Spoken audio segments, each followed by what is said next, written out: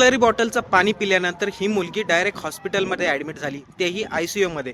आता नेमकं असं कसं काय झालं? बिसलरीच्या पाण्यामध्ये काय होतं? सील पॅक बॉटल होती. आता सविस्तर ऐका नेमकं काय झालं. आपल्यातील बरेचसे लोक बिसलरीची बॉटल दुकानातून विकत घेतात, पण या मुलीबरोबर जे घडलं ते कोणाबरोबरही घडू नये त्यासाठी हा व्हिडिओ सर्वांनी पहा. आणि ही घटना घडली आहे UP मध्ये.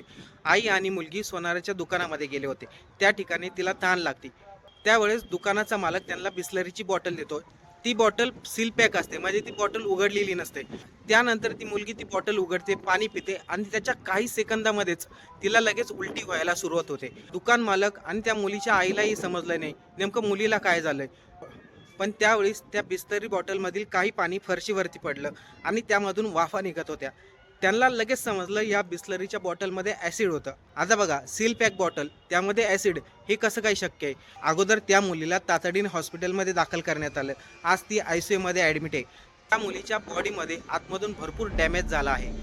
आता इकडे सोनाराने ज्या दुकान मालकाकडून ती बॉटल विकत घेतली होती त्या दुकान मालकाकडे पोलिसांना घेऊन गेला. त्या दुकान मालकाने सांगितलं, मला जशा बाहेरून बॉटल बॉक्समध्ये येतात त्याचप्रमाणे ही बॉटल आली होती. बॉटल उघडली नाही, सील पॅक होती. ती बॉटल मी विकली, मी माझं काम केलं. याच्यामध्ये मला माहीत नाही ॲसिड होतं की नाही.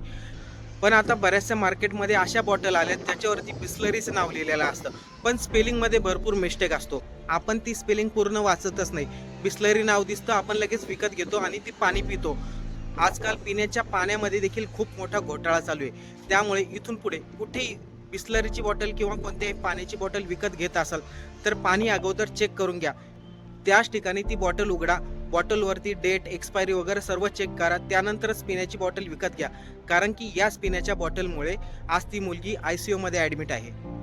ही रील जास्तीत जास्त लोकांना शेअर करा, जेणेकरून कोणीही पाण्याची बॉटल घेताना त्या बॉटलची पूर्ण तपासणी करूनच घेईल.